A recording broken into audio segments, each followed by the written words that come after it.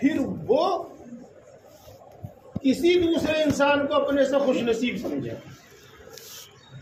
अपने से ज्यादा अच्छी किस्मत वाला समझे, तो उसने अल्लाह की इस नियामत की नाकदरी की, उसने अल्लाह की इस नियामत की तौहीन की। इसलिए कि इससे बड़ी दौलत तो कोई है ही नहीं।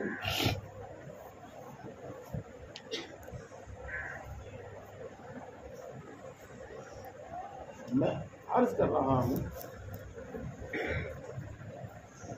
इन अजीज तलबा से कि वो अपने आप को बदकिस्मत या कम किस्मत ना समझे। यकीनन अल्लाह के रसूल सल्लल्लाहु अलैहि वसल्लम इरशाद फरमाते हैं कि खैरुकुम मन तअल्लमल कुरआन।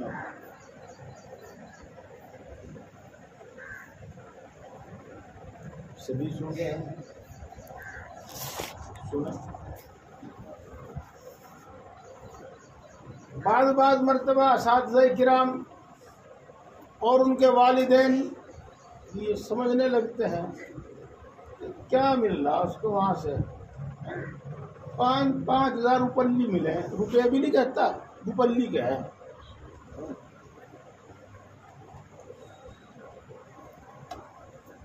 और वो भी इसको हकीर समझते हैं।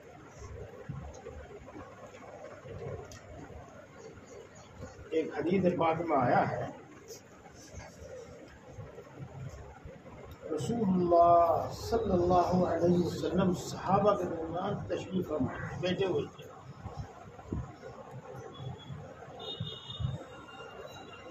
इरशाद फरमाया कि इंसानों में कुछ लोग ऐसे हैं, इंसानों में कुछ इंसान ऐसे हैं जो खास अल्लाह के घर के आदमी हैं।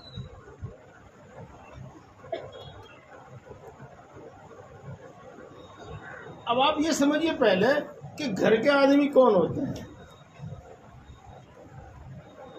घर के आदमी अपनी औलाद, घर के आदमी अपने बहन भाई, ये घर के आदमी होते हैं।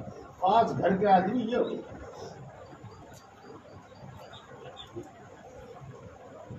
तो इंसानों में बाद इंसान खास अल्लाह के घर के लोग।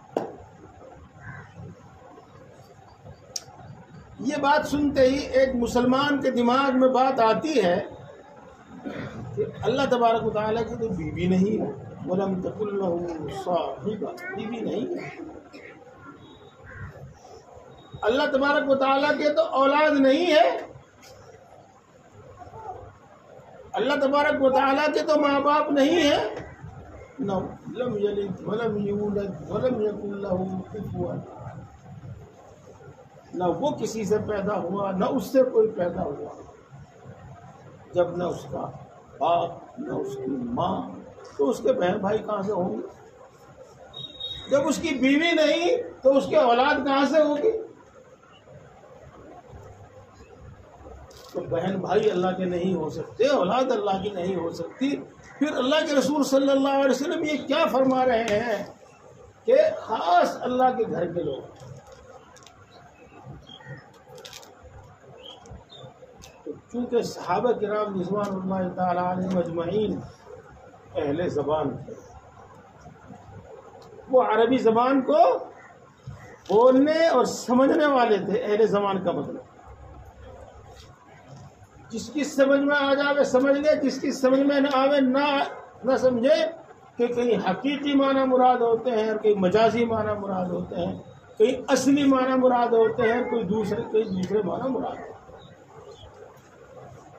तो सहाबा किराम रिज़वानुल्लाहि तआला अलैहिम अजमईन समझ गए कि असली माना जो है इसके मतलब अल्लाह के भाई बहन, अल्लाह की औलाद, वो तो नहीं हो सकती।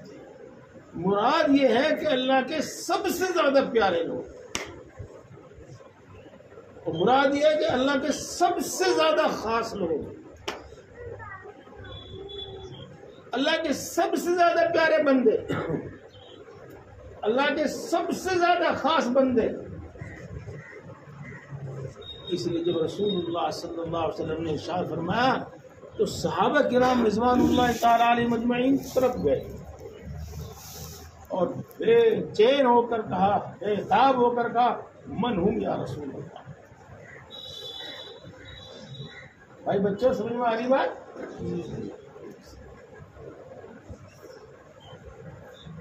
अल्लाह के रसूल सल्लल्लाहु अलैहि वसल्लम ने इरशाद फरमाया, हुम अहलुल कुरान। वो अल्लाह के खास घर के जो लोग हैं, अल्लाह के खास बंदे जो हैं, अल्लाह के सबसे ज्यादा प्यारे बंदे जो हैं, वो हैं कुरान वाले। तो कुरान वाले का मतलब जिसने कुरान पढ़ा हो, जो कुरान पढ़ता हो, जो कुरान पढ़ाता हो, कुरान पढ़ने के बाद जिंदगी भर उसकी तिलावत करता हो। जिसने कुरान पढ़ा हो, जो कुरान पढ़ाता हो, जो पढ़ने के बाद जिंदगी भर उसकी उम्र भर अपनी पूरी उसकी तिलावत करता हो, वो होंगे आलुल कुरान, अल्लाह के खास। प्यारे भाइयों और अजीज बच्चों, ये जो फजीलत आप सुन रहे हैं, ये जाहिर होगी मरने से पहले और मरने के बाद, और सही माने में मरने के बाद दुनिया में जाहिर हो या ना।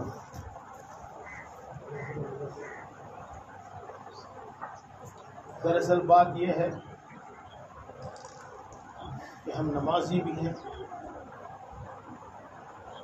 और माफ कीजिएगा आलिम भी हैं, हाफिज और कारी भी हैं, आलिम भी हैं, लेकिन आखिरत हमारी निगाहों से ऐसी ओझल हो गई है, ऐसी छुप गई है जैसे कभी आएगी नहीं। और दुनिया हमारी निगाहों के सामने ऐसी है जैसे कि सब कुछ बस यही है, इसके अलावा कुछ है ही नहीं। इसलिए ये बातें समझ में नहीं आती, इसलिए बातें दिल में नहीं उतरती, इसलिए बातें दिल में नहीं उतरती। देखो, एक हदीस पाक है, बड़ी मशहूर हदीस पाक है, जो बार बार आप सुनते हैं, लेकिन मैं उसको जिस तरह सुनाऊंगा इस तरह नहीं आपने सुनी होगी। जिस तरह मैं आपको समझाऊंगा शायद आपने कभी ना समझी हो। बड़े छोटे सब ध्यान दें। सेशन जज से लेकर सुप्रीम कोर्ट तक सबने मौत की सजा सुना दी।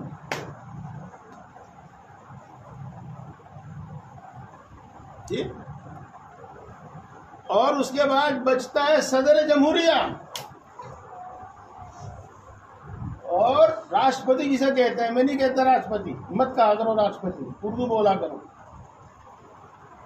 उसने भी सुप्रीम कोर्ट की जो सजा थी उसको बहाल रखा। प्यारे भाइयों, अब उसको मौत से बचाने वाला है कोई? अब उसको मौत से बचाने वाला कोई नहीं। अब उसको मौत से बचाने वाला कोई नहीं।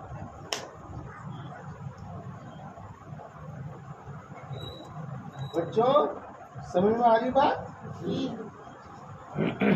अब मैं आपसे सवाल करूं, अगर किसी इंसान के कहने से उसकी मौत की सजा माफ हो जावे, किसी इंसान की सिफारिश से उसकी फांसी माफ हो जावे, तो बताओ वो कितना बड़ा इंसान है?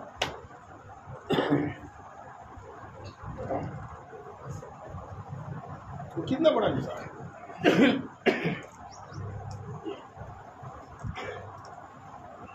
बिल्कुल इसी तरह है।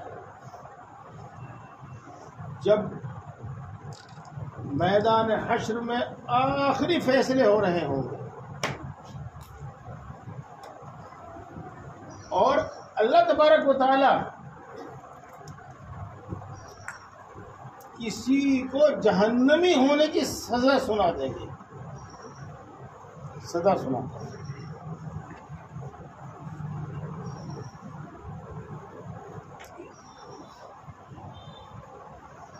तो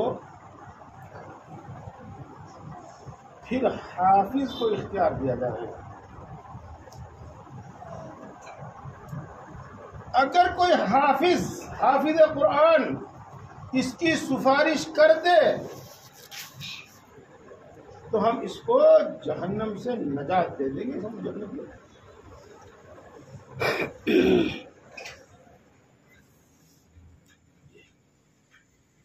अब देखो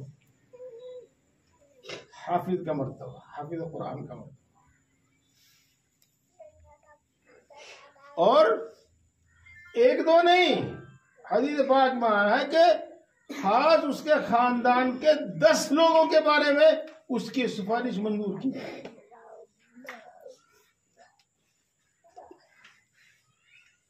इसलिए प्यारे भाइयों और अजीज तलबा,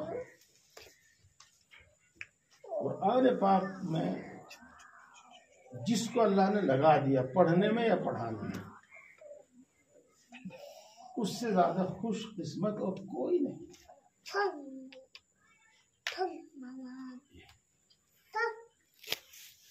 इसका मतलब ये नहीं है कि आप दीन और दुनिया में काम आने वाले और दूसरे इल्म न सीखें। इसका मतलब ये नहीं है कि आप कोई दस्तकारी न सीखें,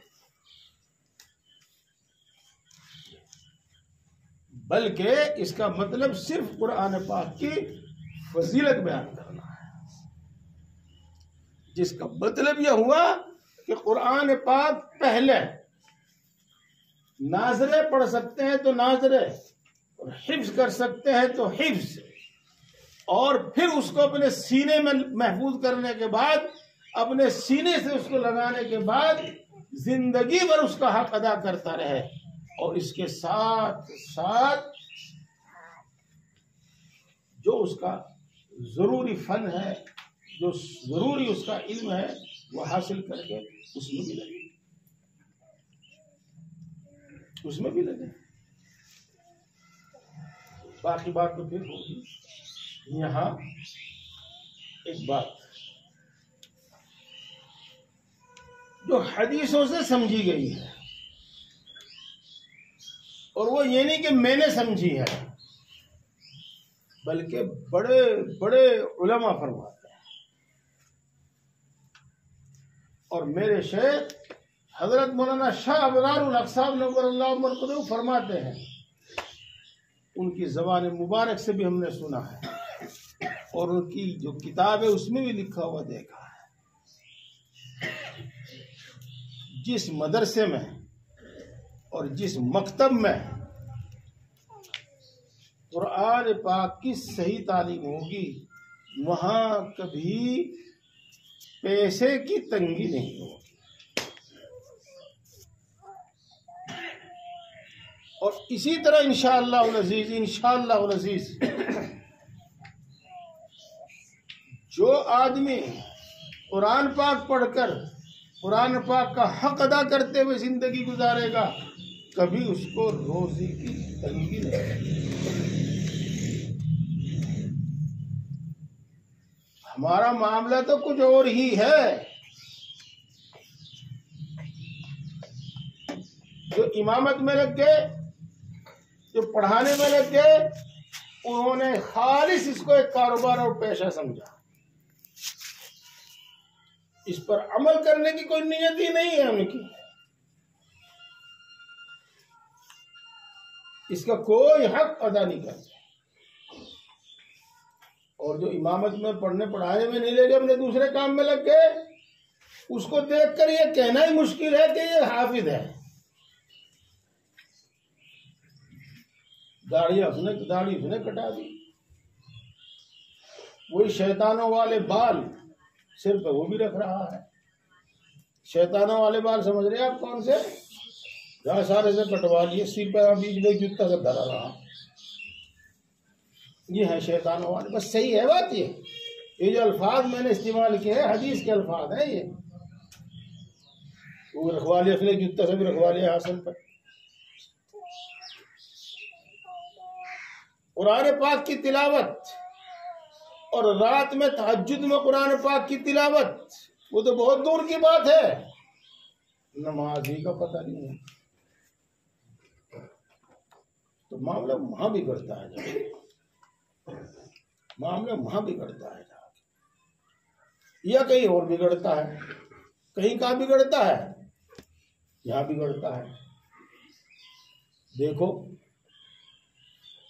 चलो मैं अपनी वैसे झूठ मूठ की मिसाल दे रहा, मैं ऐसा नहीं हूं तो झूठ मूठ की मिसाल दे रहा। कपड़े साफ सुथरे पहनने को मिल रहे, न धूप में फावड़ा चलाना, न ही खोदना,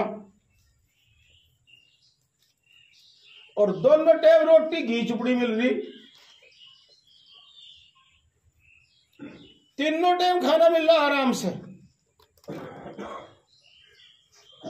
आराम से वो अपने घर में, मदरसे में, पंखे की हवा में। जब उसको जरूरत पड़ती है तो उसको कार भी मिल जाती है सवारी के लिए, जब उसको जरूरत पड़ती है उसको मोटरसाइकिल भी मिल जाती है सवारी के लिए। कोई मांगने वाला उसके घर पर नहीं आता कि मेरे 50 रुपए है तेरे पे, या 50,000 रुपए है तू दे दे। उसके जिम्मे किसी का कर्ज है ही नहीं। तो बताओ और क्या चाहिए, और क्या चाहिए? ये कि मोहल्ले में सबसे ऊंचा मेरा मकान हो, ये तो खुद एक जुर्म और एक गुनाह है। मेरे पे वो गाड़ी होनी चाहिए जो गांव में किसी पे ना हो, ये तो खुद एक जुर्म है। इसको तनाफुस कहते हैं, और इंसानों के और उम्मत की तबाही का सबब है हदीस पाक की रूह से।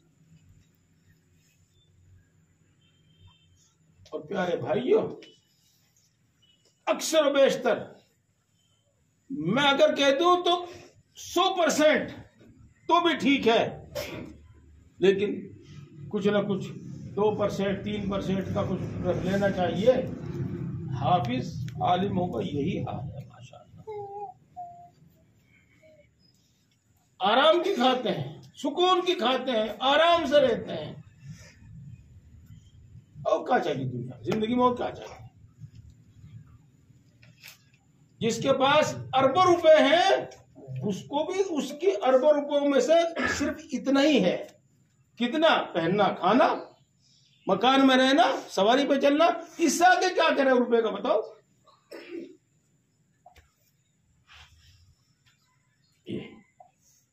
इस वास्ते मैं अर्ज करूं कि जो बुजुर्ग यहां बैठे हुए हैं वो खुद अपने बारे में, अपनी औलाद के बारे में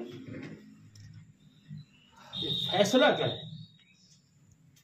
हमें सबसे पहले अपनी औलाद को कुरान पाक पढ़ाना, हिफ्ज कर सकता है तो हिफ्ज, और हिफ्ज नहीं कर सकता है तो ना सकता। यहाँ मोहतमिम साहब भी बैठे, असातिज़ा किराम भी बैठे, ऐसा मालूम होता है गांव के कुछ जिम्मेदार भी बैठे। आप में से हर एक को ये तय कर लेना चाहिए कि हमारा मिशन, हमारा मकसद ये है कि इस गांव के हर बच्चे और बच्ची को कुरान पाक पढ़ना है, और हमारी जिम्मेदारी है उनको हर एक को कुरान पाक पढ़ाना, हर एक को उर्दू दीनियात पढ़ाना। हमारी जिम्मेदारी, हमारा फर्ज है, हमारी जिम्मेदारी और हमारा फर्ज है। अगरचे मैंने इस वक्त खिताब नादिम साहब, असातिज़ा किराम और जिम्मेदारों को कहा नहीं, चूंकि इसमें बड़े ताउन की जरूरत पेश आती है। हर मुसलमान की जिम्मेदारी है कि इस बात की फिक्र करे हर बच्चा कुरान पाक पढ़े, नाज़रा पढ़े, हिफ्ज़ पढ़े या नाज़रा पढ़े, और हर बच्चा बचपन में ही दीन की जरूरी बातें सीखे। मुझे ये उम्मीद है कि आप सब समझदार लोग यहाँ बैठे हुए हैं, कोई गलत फहमी नहीं होगी आपको। बाद लोग कुछ जज्बाती होते हैं, गलत फहमी हो जाती है उनको, तो गलत ना सोचें, सही सोचें। अगर हम ये कोशिश शुरू कर दें कि हमारा हर बच्चा, हमारी हर बच्ची कुरान पाक नाज़रा पढ़े, तो फिर बड़े होने के बाद उन्हें इधर से उधर एक बस्ती से दूसरी बस्ती में खींचो फिरने की जरूरत नहीं रहेगी।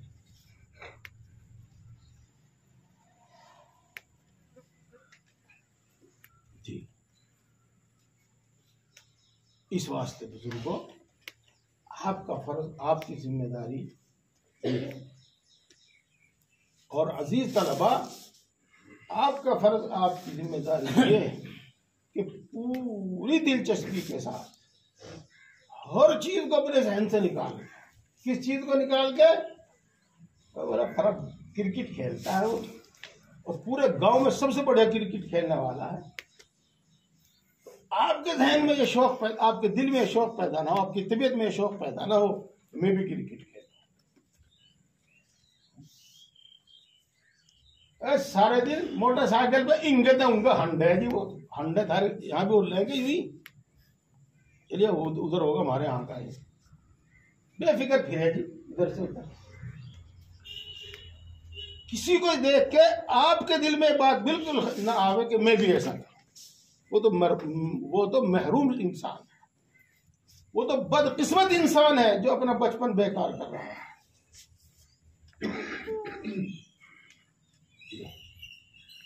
इसी तरीके से प्यारे भाइयों, मैं भी ब्याह में जाऊंगा, मैं भी वहां जाऊंगा, और कई कई दिन आप अपने सबक का नुकसान कर देते हैं और पारे का नुकसान कर देते हैं। बाद मरतबा गैर हाजिरी इतनी लंबी हो जाती है कि पढ़ा हुआ भूल जाते हैं। अब आगे याद करें या पिछला याद करें। फिर जब हाफिज साहब डंडा उठाते हैं, उठाते नहीं बल्कि कई लगा भी देते हैं, तो फिर शैतान ये पट्टी पढ़ाता है, मेरे पे नहीं होता है, मेरे पे नहीं पढ़ा जाता कुरान, तो वो छोड़ के भागता है। हालांकि ये गलती खुद उसने की है। इसलिए इन सब बातों को जहन में रखो और पूरे मेहनत से, पूरे शौक से आप कुरान पाक पढ़ो, हिफ्ज़ पढ़ो, नाज़रा पढ़ो। प्यारे बच्चों, बात चल रही है तो चलने दो, कोई बात नहीं। अगर आप हाफिज कुरान होने के बाद स्कूल में जाएं, मैं पूरी गारंटी के साथ कहता हूं और अपने तजर्बे के साथ कहता हूं कि आप यकीनन पूरे स्कूल में सबसे अव्वल नंबर होंगे अगर आप उसमें थोड़ी भी तवज्जो दें।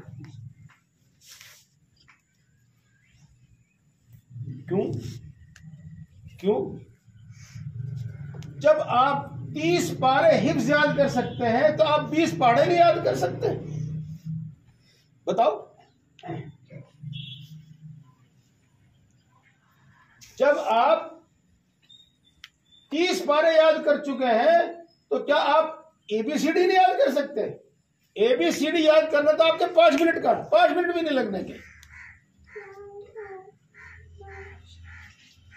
आपका जहन, आपका हाफिज़ा तो ऐसा हो जाएगा। और ये तजर्बे की बात है। जी हाँ, एक मदरसे में पढ़ाता था मैं पहले,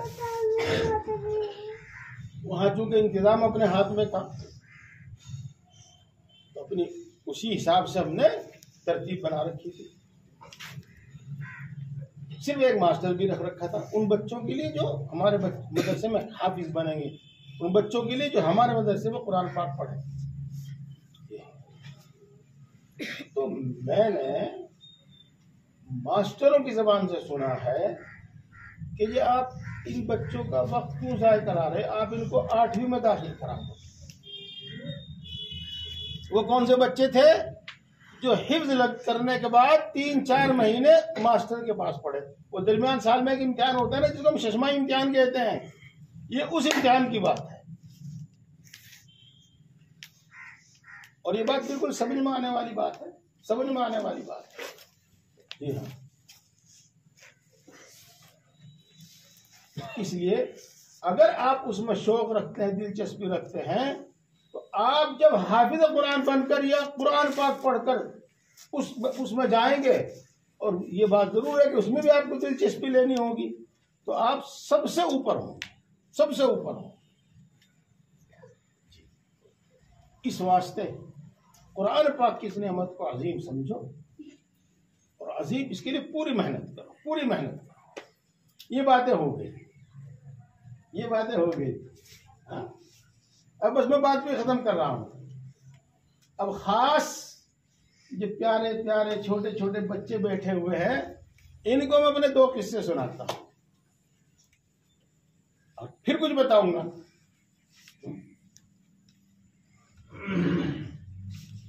हम पढ़ा करते थे भाई पाना जाना की किताब। पाना जाना तो सब पढ़ते होंगे तुम भी। हाँ, उसमें एक लफ्ज आया धूप। जी, हमने अपने उस्ताद मोहतरम मुंशी रहीमुद्दीन साहब के सामने पढ़ दिया धूप।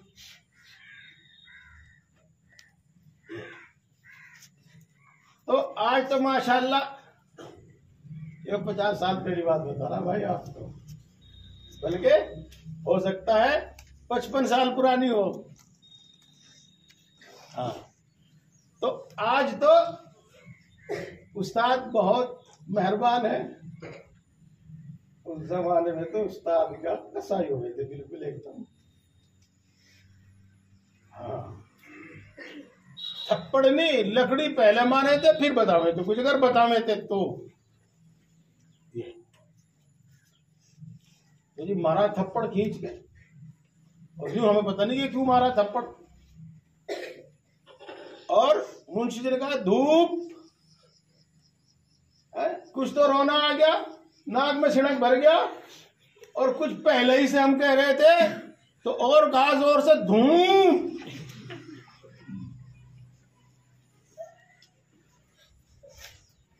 फिर एक के बजाय 2 लगे। मां मुंशी जी तो धूप कहते रहे और हम धूप कहते रहे और साथ में थप्पड़ खाते रहे। हमें पता नहीं थप्पड़ लग रहे क्यों।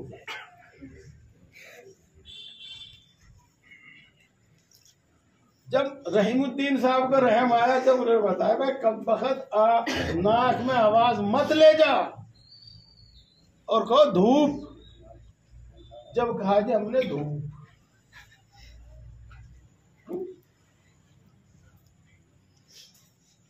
अरे भाइयों ये हमारी बिल्कुल नासमझी की उम्र थी। थप्पड़ पर थप्पड़ खाए, और हम ये भी मानते हैं कि यकीनन ये उस्ताद मोहतरम की जाती थी, लेकिन इस जाति के बावजूद हमें इसका क्या फायदा हुआ?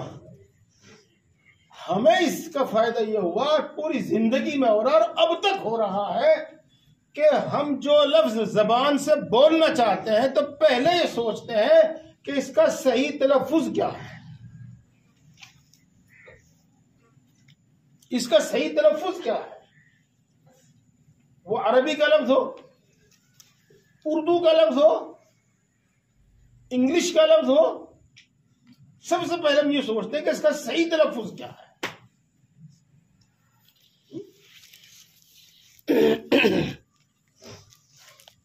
इसी तरीके का एक दूसरा कायदा, एक दूसरा वाक्य। जी हाँ, अब मन खलक का पारा था जी, सूरह किसस, उसमें है एक आयत शरीफा, याद आ जावे तो अभी,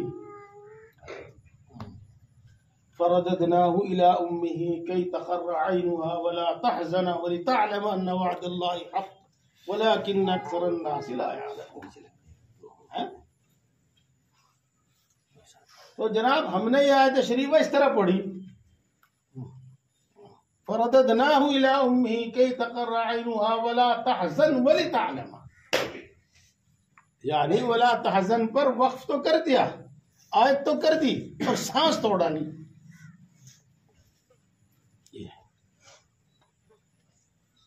एक बहुत अच्छे उस्ताद थे मौलाना एहतराम साहब कांदले के,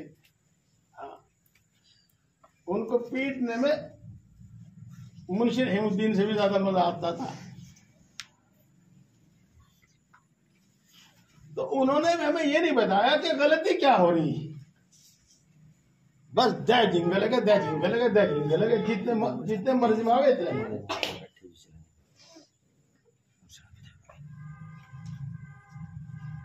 प्यारे बच्चों, मैं आपको एक बात बताता हूं, इसको कान खोल कर सुन लो।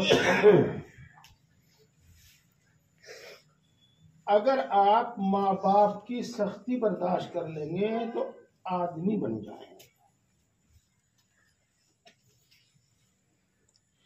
और अगर आप इंसान उस्ताद मोहतरम की सख्तियां बर्दाश्त कर लेंगे तो आप यकीनन उन गिने चुने अच्छे लोगों में से बन जाएंगे जिनकी मिसाल दी जाती है, जिनकी मिसाल दी जाती है। मैं फिर आपको कहता हूं, और चलो कह ही दूं, मेरे बचपन के साथी जिन्होंने मुझे हिफ्ज करते हुए तक देखा, फिर वो अपने घर चले गए, कोई गुजरात का था, कोई कर्नाटक का था, कोई हैदराबाद का था, कोई कश्मीर का था। उस वक्त की मेरी हालत और इस वक्त की मेरी हालत देखकर उन्हें ताज्जुब होता है। वो ये मानने को तैयार नहीं होते कि ये वही ज़करिया है जो हमारे साथ पढ़ा करता था। वो ये मानने को तैयार नहीं होते ये कि वही ज़करिया है जो हमारे साथ पढ़ा करता था। और प्यारे भाइयों, ये जो भी कुछ बरकत है, ये जो भी कुछ बरकत है, ये उस्ताद मोहतरम की खिदमत और उस्ताद मोहतरम की सख्ती बर्दाश्त कर लेने की बरकत।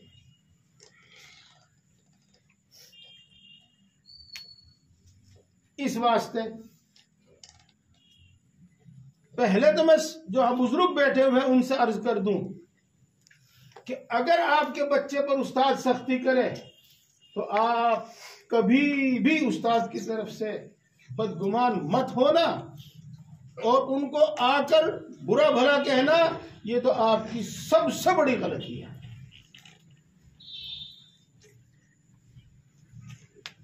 और बच्चों को कहता हूं कि इन सख्तियों को बर्दाश्त कर लेना, इन सख्तियों को बर्दाश्त कर लेना। इंशाअल्लाह अज़ीज़ मैंने जो अभी आपके सामने कहा इसको लिख लेना। अगर ऐसा ना हो तो मेरी कब्र पर आके कहना। अगर आपने असातिज़ा किराम की सख्तियां बर्दाश्त की तो आप उन गिने चुने लोगों में से होंगे जिनकी मिसाल दी जाती है। उन गिने चुने लोगों में से होंगे जिनकी मिसाल दी जाती है। सख्ती को बर्दाश्त कर लेना। इसके साथ साथ बातें तो सारी हो गई हैं, एक बात और भी बताता हूँ आपको, और अपने इन छोटे छोटे प्यारे बच्चों को बताता हूँ। बच्चों की तबीयत में खेल का शौक बहुत होता है, खेल की तरफ उनका मैलान बहुत होता है। बचपन तो हमारे को भी आया है ना। हाँ। इनका एक खास काम, इनकी एक बहुत प्यारी आदत सबकी, क्या, जहां उस्ताद मोहतरम दरसगाह में से निकले उन्होंने बात करनी शुरू करी। यही है ना भाई।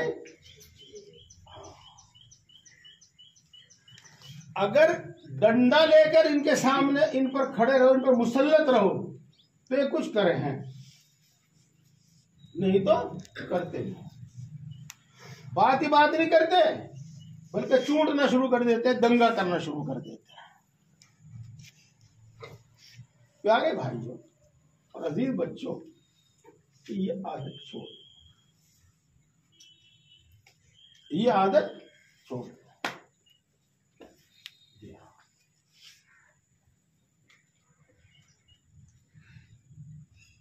मैं अपनी मिसाल दिया नहीं करता,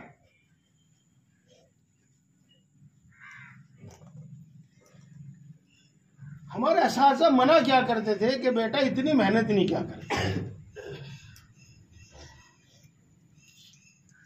बेटा रोशनी कम है, चांद की रोशनी है कम है, आंखों में जोर पड़ेगा पड़ेगा, इस वक्त मत पढ़ो।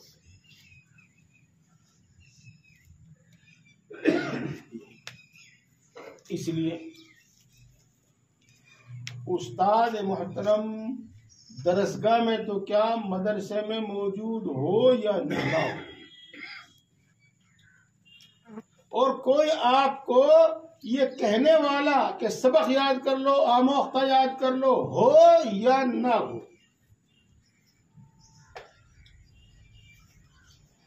बल्कि इससे अलग हटकर कोई बच्चे आपको खेल में लगाने वाले, बातों में लगाने वाले मौजूद हो, तब भी उनको हट पर कहकर अपने काम में लग जाओ।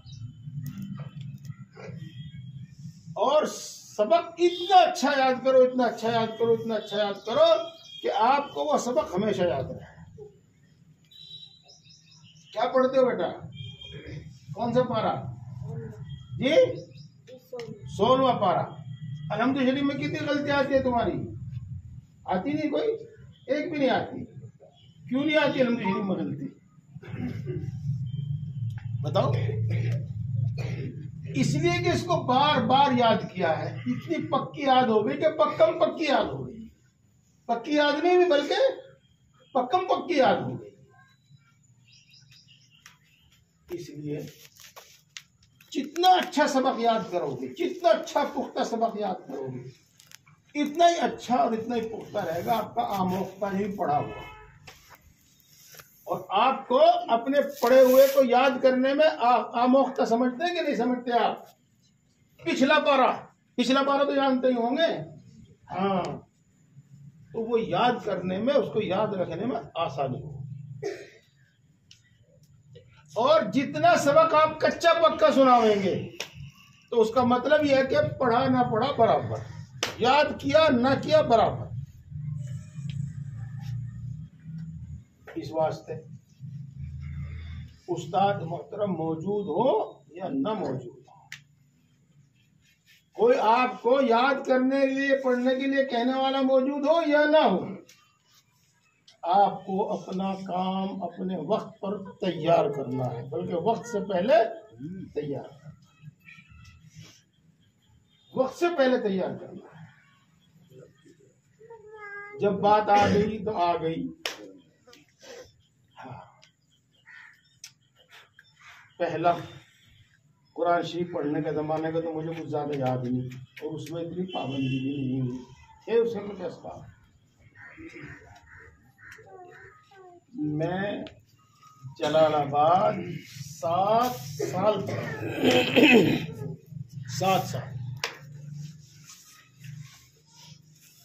7 साल में 1 साल में तो किसी वजह से मेरी गैर हाजिरी है,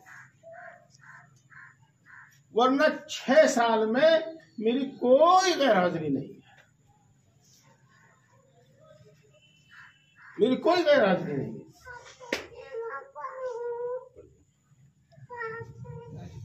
इसलिए प्यारे बच्चों इन चीजों पर ध्यान दो, इन चीजों पर ध्यान दो। आपके असातिज़ा किराम आपको नसीहत करेगा, आपको बुरा लगेगा। आपके असातिज़ा किराम आपको डांटे टपटेंगे, बुरा लगेगा। आपको मारे पीटेंगे, आपको बुरा लगेगा। वो तो मैं पहले बता चुका हूं कि बुरा नहीं लगना चाहिए, लेकिन मैं अब आपको बता रहा हूं कि अपने असातिज़ा किराम का आप इसका मतलब ही नहीं ना गैर हाजिरी करें,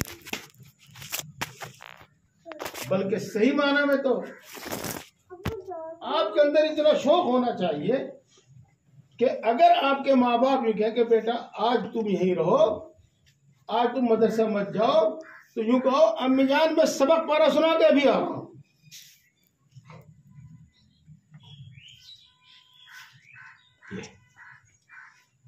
मुझे उम्मीद है कि बातें आपने जिस तरह तवज्जो से सुनी है,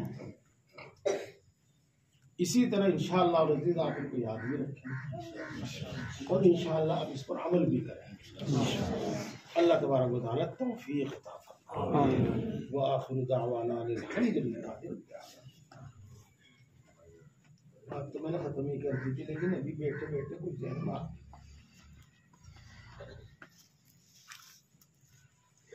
माशाअल्लाह असातिज़ा किराम यहाँ तशरीफ फरमा है। आप ये तो अपने जहन से बिल्कुल निकाल दीजिए, मैं मस्जिद में बैठा हुआ हूं कि आपकी कोई शिकायत मुफ्ती साहब ने मुझसे की हो।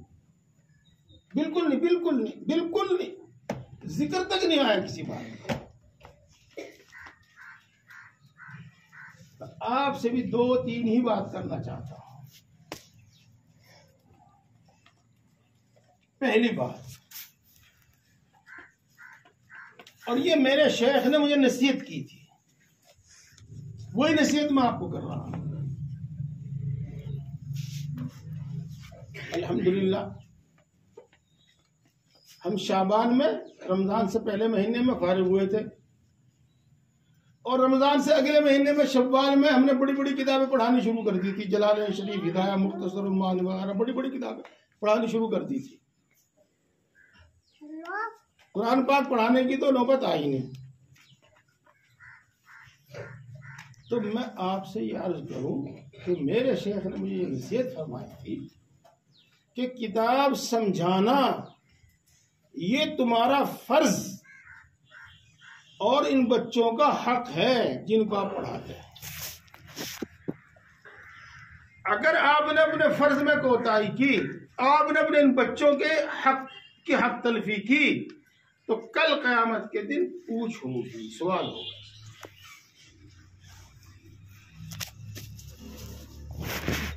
जिस तरीके से मदरसे के औकात में कटौती करना एक बड़ा जुर्म है, बड़ा गुनाह है, इसी तरीके से दरसगाह में बैठकर अपना पूरा फर्ज अदा न करना ये भी एक बड़ा गुनाह है। बल्कि अपने दिल के अंदर एक तड़प होनी चाहिए, अपने दिल के अंदर एक लगन होनी चाहिए, ये बच्चे पढ़ लें, किसी भी तरह पढ़ लें। और प्यारे भाइयों, मैं आपको और भी बहुत सारे किस्से सुनाता। हाँ, एक लंबा जमाना गुजरा है तालीम में, यानी 21-22 साल की उम्र तक पढ़ाई पढ़ा, और फिर अल्हम्दुलिल्लाह अब तक पढ़ाया। अब अगरचे पढ़ाना छोड़ दिया, लेकिन दूसरे सिलसिले हैं।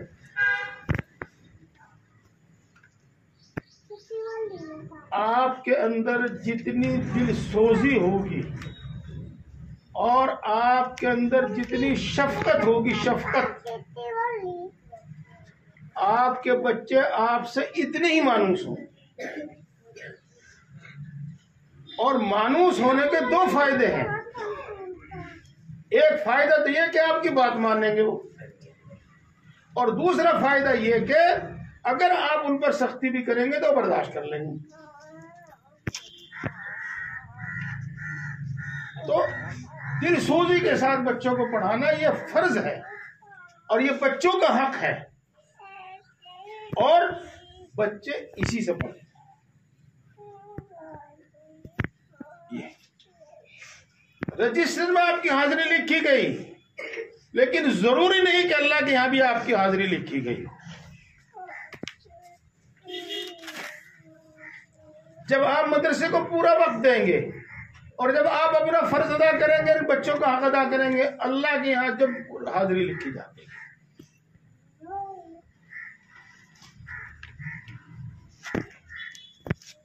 और दोस्तों माफ कीजिएगा, हम तो इसलिए मदरसे में हैं और हमने मदरसा तो इसलिए कायम किया है ताकि कौम का हर बच्चा कुरान पाक पढ़े। और जब एक उस्ताद अपने फर्ज में कोताही करता है तो बच्चे उकताकर मदरसा छोड़ते हैं और बच्चे उकताकर कुरान पाक का हिफ्ज छोड़ते हैं और बच्चे उकताकर कुरान पाक पढ़ना छोड़ते हैं और माँ बाप तंग आकर अपने बच्चों को मदरसों से निकालते हैं। ये सच है, ये सच है, आंखों देखी चीज है।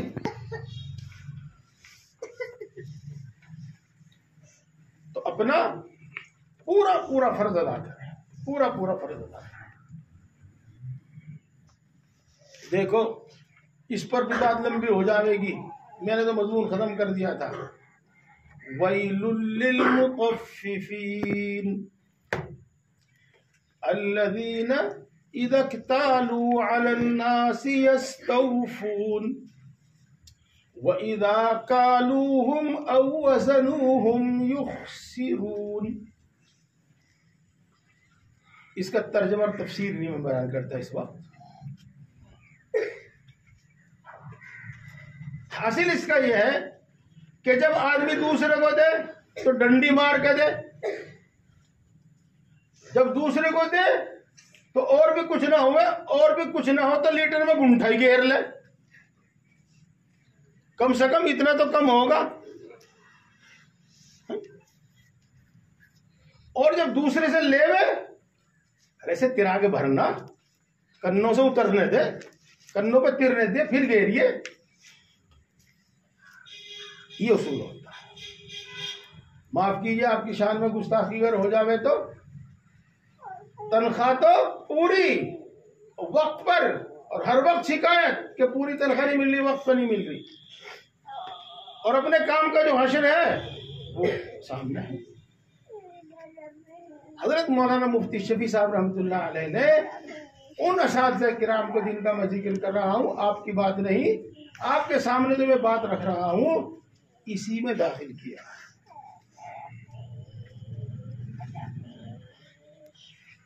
और प्यारे भाइयों, हम सब जानते हैं इन्नमल आमालु बिन्नियात, नियत से ही सवाब मिलता है और नियत के हिसाब से ही काम भी ठीक होता है। जब इखलास के साथ हम बच्चों पर मेहनत करेंगे तो इंशाअल्लाह रज़ीज़, इंशाअल्लाह अज़ीज़, बदशौक बच्चों के अंदर भी शौक पैदा